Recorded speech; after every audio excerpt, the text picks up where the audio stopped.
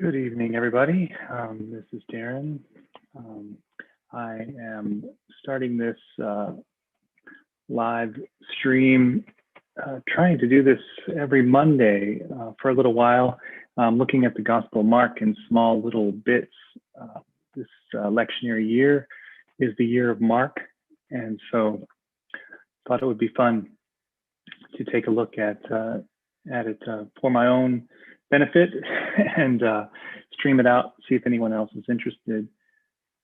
So that's the idea. I don't know if it got up on the YouTube. It looks like it's messing up, but maybe it is. If it is up on the YouTube, can you like and subscribe there, and like it on the Facebook too if it's up there. Before we jump in, I wanted to just show you a couple of the resources that I've been using. Binding the Strong Man by Ched Myers, classic Mark commentary. Then personal hero of mine, Brian Blount, Go Preach, Mark's Kingdom Gospel, and the Black Church Today. Also a great Mark commentary. Then the more popular version of some of the Ched Myers and some other folks' work, Say to This Mountain, Mark's Story of Discipleship. And then another small book that's easy to find around is Jesus and Empire by Richard Horsley. Just a few things. As we go through some more stuff, I'll highlight some more books as we get on to later weeks in. This week, I just wanted to jump into the first verse, not any more than just Mark 1:1, and the shortest version of that is the beginning of the good news of Jesus Christ, and then some manuscripts have the Son of God added to that, but we'll just stick right now with the beginning of the good news of Jesus Christ. And right off the bat, you have two kind of familiar themes that would have been clear to Mark's audience listening to the story, and probably one of them at least rings for us a little bit, I think, where when we hear the word beginning and we're talking about Scripture, it takes us back to the Genesis narrative, the beginning of creation, the beginning of God's work that we are conscious of as humans, because this is the place that we live and what we have knowledge of so far. So the beginning, with that, Mark talks about something new happening, a new creation that begins in and with Jesus Christ.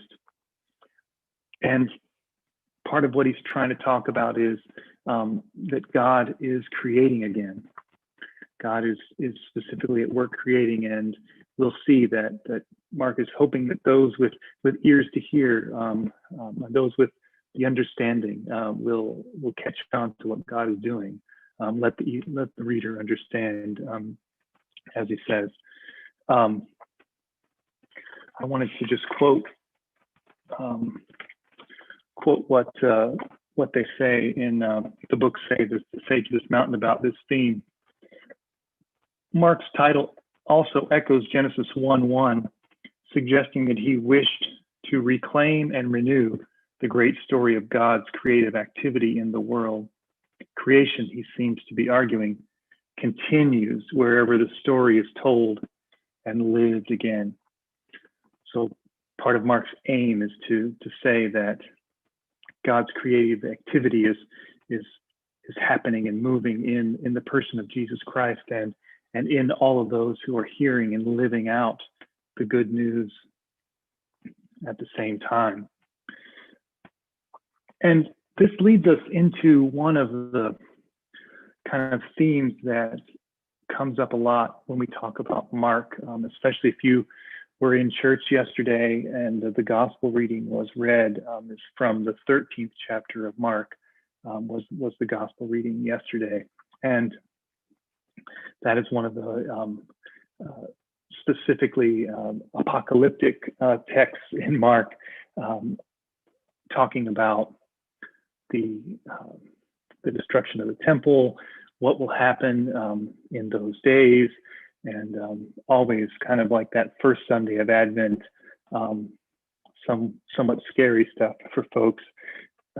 And Mark, as a gospel, is known as apocalyptic in nature, and that word is much debated about what the meaning of that word is. But I think the simplest way to think of it is to think about apocalypse and apocalyptic, in particular, like an apocalypse.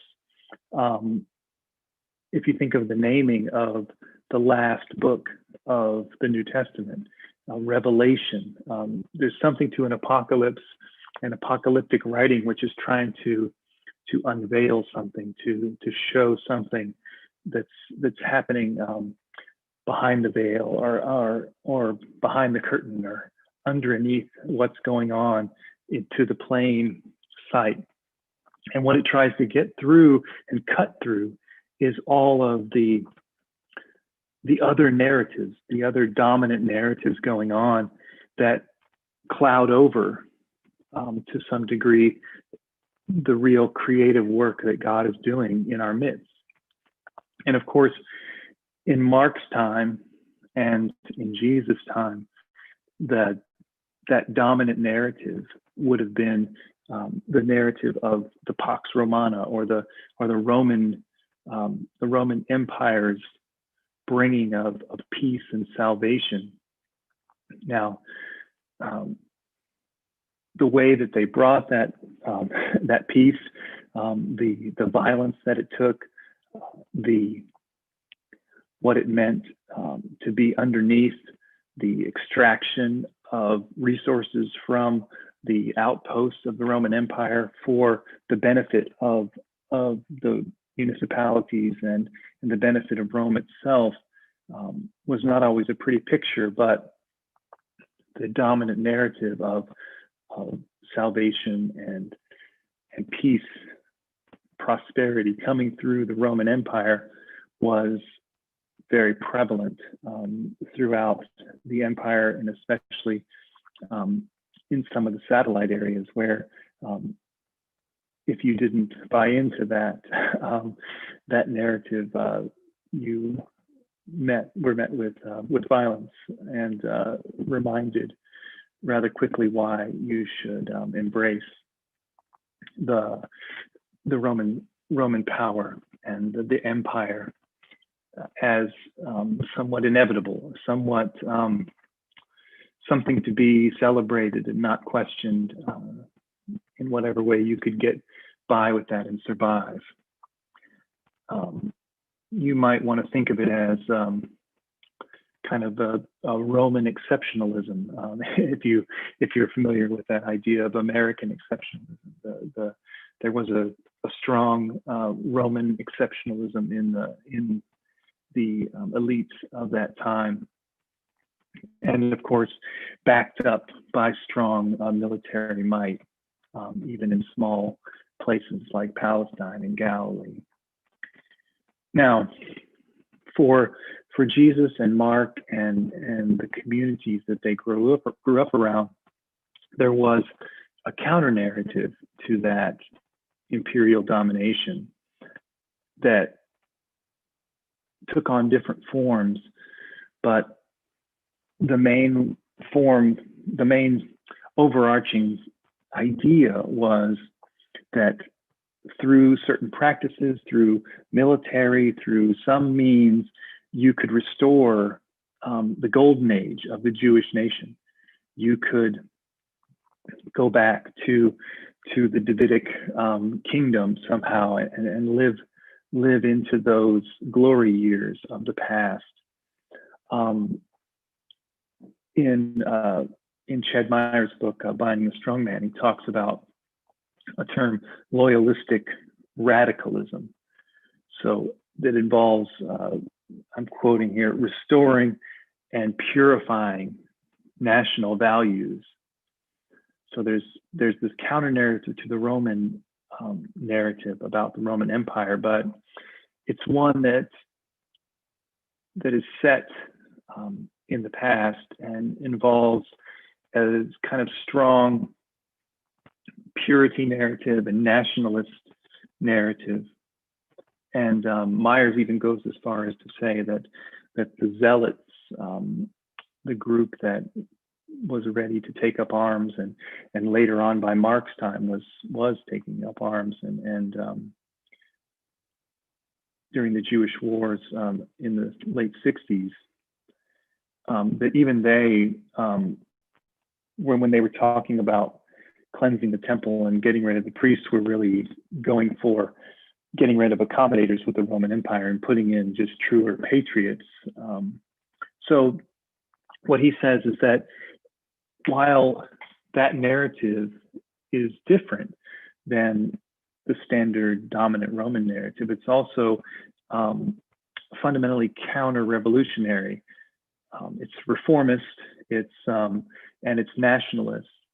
And what Brian Blount, Dr. Blount, wants to argue is that if we want to read Mark the right way, in seeing that what God is up to, this new humanity, this new creation, that God is at work, beginning in Jesus Christ and continuing throughout the gospel and through the church, is one that breaks down these barriers of oppression, one that is boundary crossing and liberating.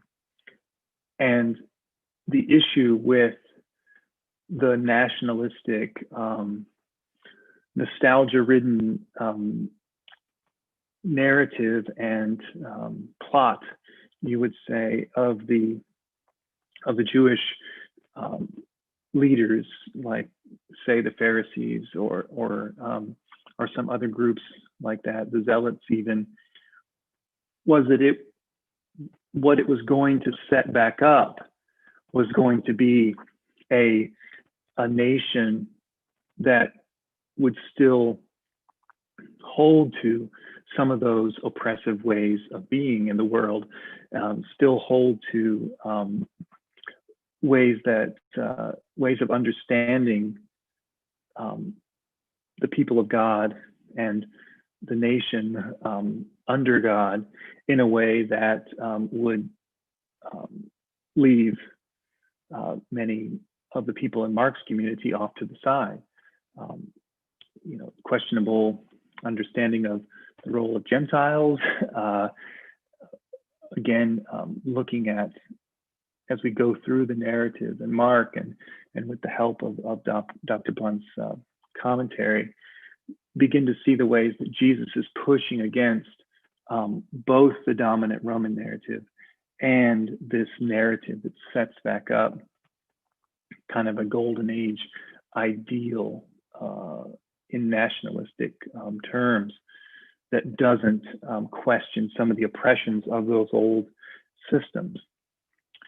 Now here, I'd like to maybe pause to take a little minute to think about what this might look like in modern terms, because I think that we're kind of in this place where some of this might sound familiar to us. I think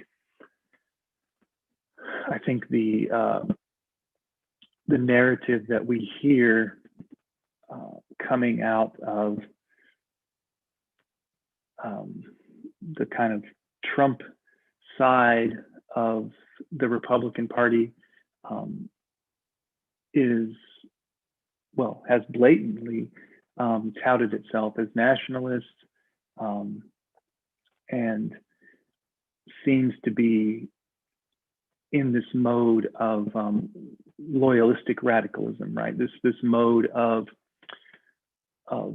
making America great, making the nation great, focusing on certain purity standards, to be a part of some mythic great America, and that living into that narrative requires you to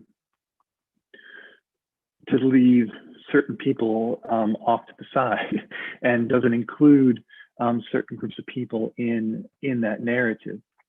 And so I think as we read this gospel, one way to get into maybe the scenario that's going on is by thinking in those terms about some of what Jesus is arguing about when he argues with the scribes and the Pharisees and the leaders of the Jewish people, to be arguing against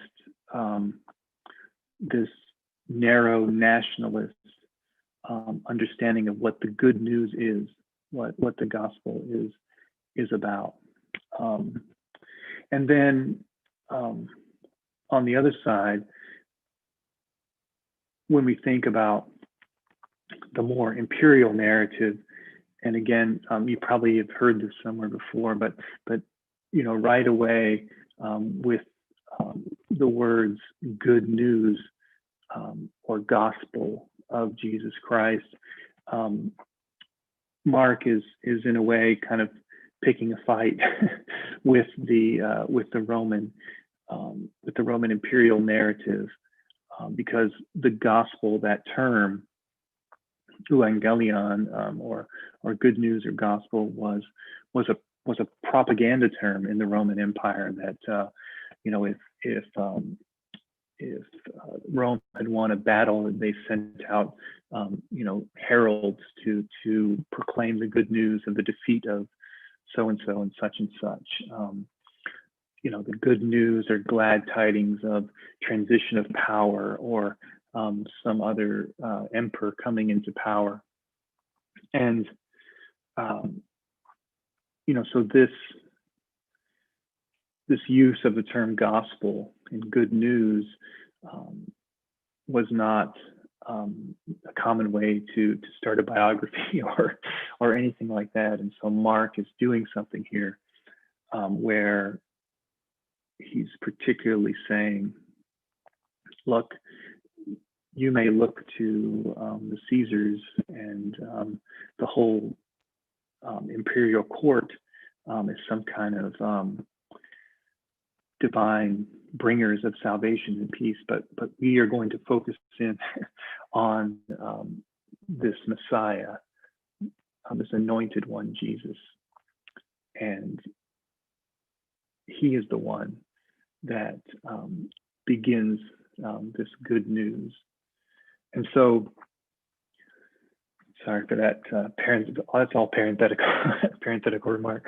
But I think we can think again of this imperial narrative. I think that's in a way there's an aspect of that in our American exceptionalism, our understanding of our role and place in the globe, the particular brand of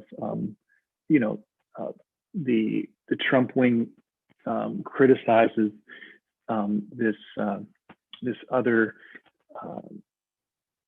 Maybe it's the Democrats, and maybe it's broader than that, but this group of elites that are globalist, as they say.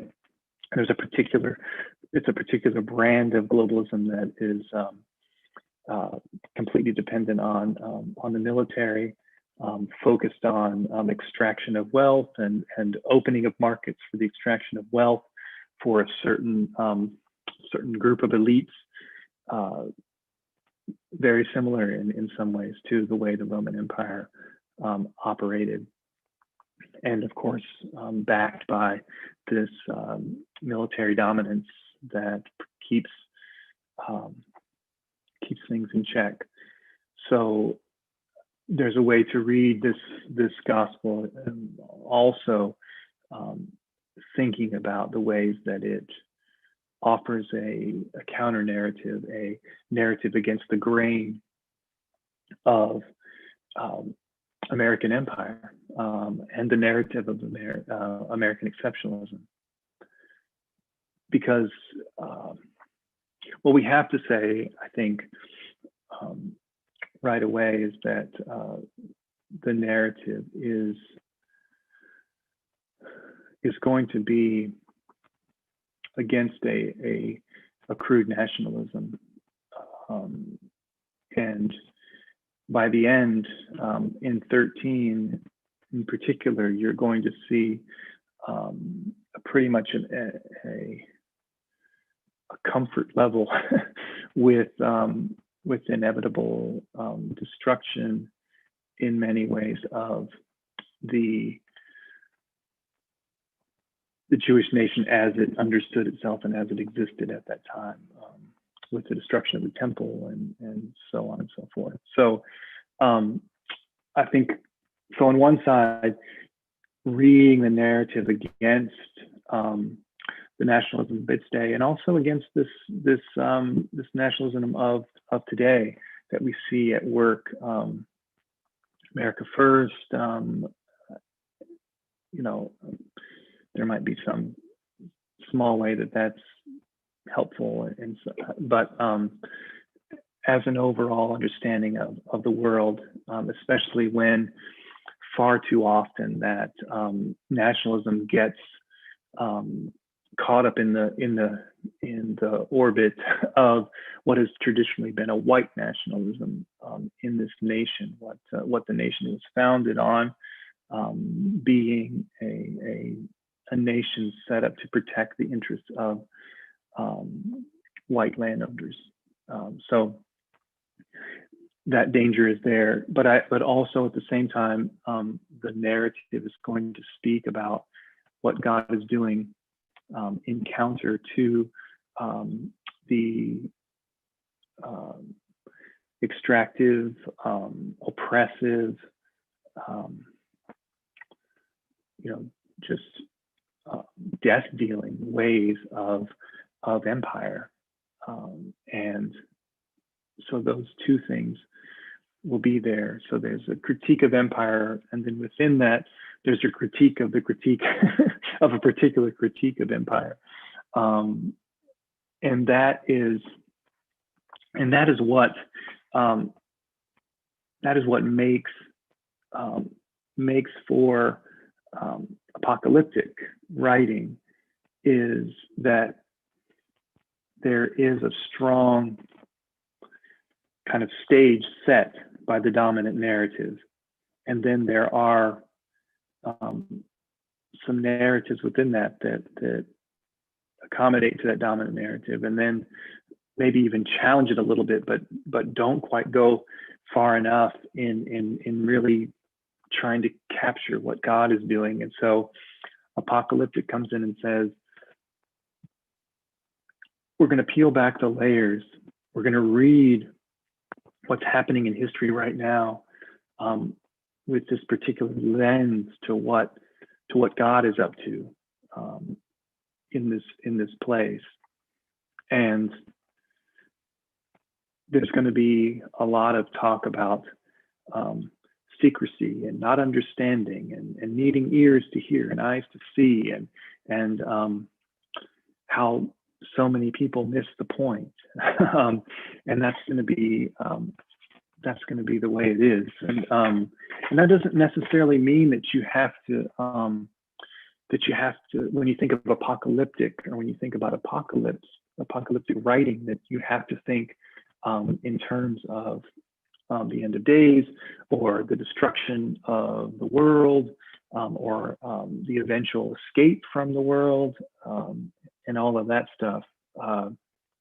Because when apocalyptic talks that way about shaking of the mountains and the moon turning to blood and all of that stuff, I mean, part of what you need to hear immediately is not some prediction about the future and some literal look at what it's going to be like. What you need to think about is that these dominant structures are so set. They've formed like landscapes around, and they make up the vista that we all see.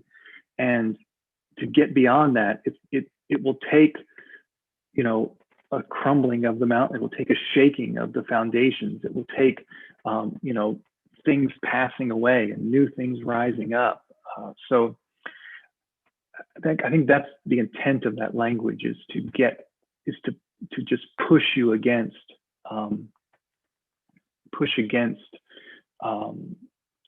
the kind of set landscape and frame of those dominant narratives, and move into trying to open your eyes to what's happening, especially in Mark's narrative, explaining and giving and living of Jesus' life. There's a couple quotes about apocalyptic that I think maybe are helpful in this, and to kind of finish this part off. Dr. Blount in his book says, talking about the intervention that happens in Jesus, or the intervention that God brings about in apocalyptic, says the intervention will inaugurate a this-worldly transformation of a communal socio-political nature. It is pre-understood in the writing of the historical apocalypse that God's historic intercession not only encourages this worldly endurance, but promises a new age which will revolutionize the human historical circumstances. And this brief line from N.T. Wright in New Testament, The People of God, admittedly a controversial author when dealing with the apocalypse, but I think we'll stick with it anyway. He says, classic apocalyptic was a book which, in a complex blend of myth and metaphor, told the story of Israel's history, brought it into the present, and pointed forward to the moment when the forces of this worldly evil would be routed, and this worldly liberation of Israel would finally take place. And he says, it offered the clue to the interpretation of history, not the escape from it. So it offered the clue to the interpretation of history, not the escape from it. So what Mark is giving us is a way, first for his community, reading the gospel to interpret their history, but then also for us to use and come to terms with what he's saying about who Jesus was, what Jesus did, what Jesus is calling us to, as a way to understand our own history and what God is up to in the midst of it. And that'll bring me to the last little part of what's of another way that the beginning is used in this text, in the theme of beginning. So in the beginning of the good news of Jesus Christ. What we'll see throughout the rest of the gospel is that this beginning that happens here from the first line is a call. The beginning is a call to say, this is the beginning of the story of the good news of what happened in Jesus Christ. And the call throughout the whole thing is to take up the living of this good news, to not only preach it as Dr. Blount's book suggests, but to live it out, to take on the life and ways of Jesus, to take on the challenging and resistance to these dominant narratives and their ways of working in the world, and to embrace this resistance movement, and embrace this community that God is setting up, and that gets set up through the person and work of Jesus Christ. So that's the other way that works. So just as a recap, from this one little verse, maybe went on for a little too long, but the beginning of the good news of Jesus Christ. First, you have the echo of Genesis 1, this understanding that God is at work, God's creative activity is taking shape in Jesus the Messiah. And so you want to pay attention, but you also want to participate. That's the idea. And then it's good news. It's a taking over of this propaganda term about some good that the Roman Empire might do, to talk about the good news that Jesus Christ has come to inaugurate the kingdom of God, that this has taken shape in our midst. And of course, all of this is of Jesus the Messiah, and Jesus will be the focus of this text, and that brings us to kind of the final point, and the thing that we need to keep remembering throughout looking at this book is that the main character is Jesus the Messiah, and Jesus the Messiah is a homeless Jewish person from a backwater of the Roman Empire, common person from a small village, in terms of history books, and in terms of the writing of the time, and in terms of the ways that typical biographies were set out, is a nobody, really, and not much attested in other places. But Mark will make this gospel about this person, Jesus Christ. And in addition, the whole story will be focused on the common person. It won't dwell in the houses of the affluent. It won't be focused in those places. It will be narrowly moving in among this small group of apostles. It will be looking at the people that they come in contact, the people who are oppressed in need of healing, the people who are sick and in need of healing. And it will be a down-to-earth story that, again, even in the